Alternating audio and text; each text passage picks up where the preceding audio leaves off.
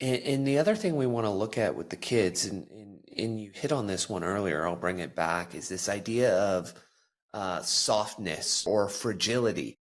And so if we see a lot of children nowadays and trigger warnings everywhere, and you can't talk about this and you can't talk about that, what are some of the challenges you see with the fragility in kids? And how can we start to develop our children to be more anti-fragile, if you will? Some people may say, well, what is anti-fragility? I'll let you share that with them. And do you see a role for sports to play in that?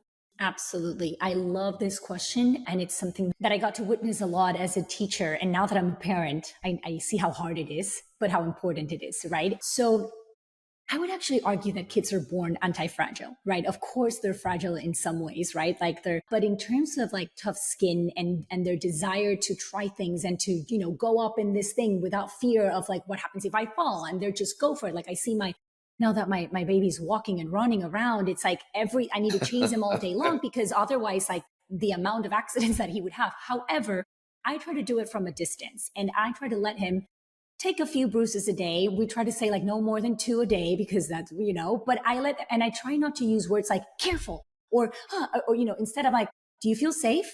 You've got this? Do you need my help? I'm here if you need me. Okay, watch what you're doing. Look where you're putting that. And then so those words are like, okay, you shouldn't be scared of this, but you need to do it carefully. So it's this idea of Jordan Peterson of, don't intervene when kids are doing dangerous things carefully. Why? Because that's sort of the precursor to what leads them to continue to be anti-fragile. What I believe is that we're raising a generation of kids that have become very fragile because we've overprotected them and sort of intervened way too much with the best intentions, right? Because that line of like overprotection, it's a thin line, right? And we don't want for anything to happen to our kids. We want for them to be healthy and be happy. And we don't want for them to be sad. And we don't want for them to struggle. We don't want for them to experience pain.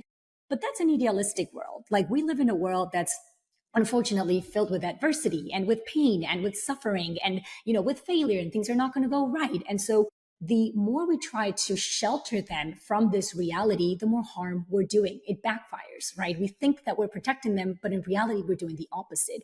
And I saw this a lot with students, my third and fourth and fifth grade classrooms where they did not want to take risks. They did not quite know what to do when there was danger around, or they were clearly overprotected. We couldn't talk about certain things in front of them.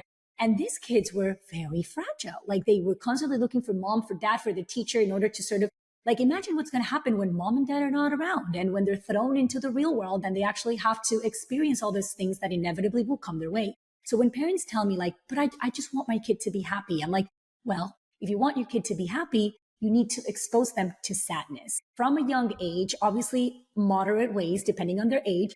And then you teach them how to overcome that. And you teach them that these feelings are normal, that they're going to experience them, and that there's something they can do about it and how to move on from that, right? And the earlier you do this, the better, the more prepared they're going to be when they get to, experience this on their own.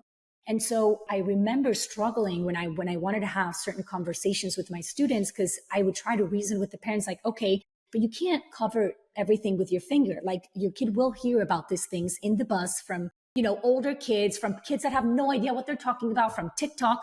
And wouldn't you rather for them to have this conversation from a trusted source that has thought through the talking points and that will answer their questions and that will let you know what we're talking about? Like that's the kind of people that you want your kids to be learning from, for especially this like hard conversations, right? And so that's part of it. And then the other part of it is like trying to, like a lot of parents were like trying to solve the problems for their kids and intervening and this and that. And it's like, just like your kid is experiencing, this classmate that's not nice, they will eventually experience a coworker that's not nice. And you're not going to be around to go and solve their problem when they have that bad boss, unfortunately, that they're stuck with for a few years, or, you need to teach them. And these are skills that kids need to learn. And how do you learn these skills? By constant practice, just like failure. How do kids learn how to pick themselves up and keep going and develop that, attitude of, I have no idea what this is and I probably will fail, but it's okay. I'm going to try anyway. And I trust in my ability to figure that out. That's a skill. And that's something that you learn by practicing. So the earlier that we give kids practice with these things that feel uncomfortable, But, knowing that they're going to make them better often and more strong and anti-fragile adults in the future, the better. And so that's what I try to encourage and I talk a lot about in the book. Well, the fun part with that too, Anna, is I often find it fascinating how as adults, so many of us forget what we were like at the age that our children are. Take relationships, for example. Parents will say, oh, no, no, my kid doesn't do that at that age. Like, no way.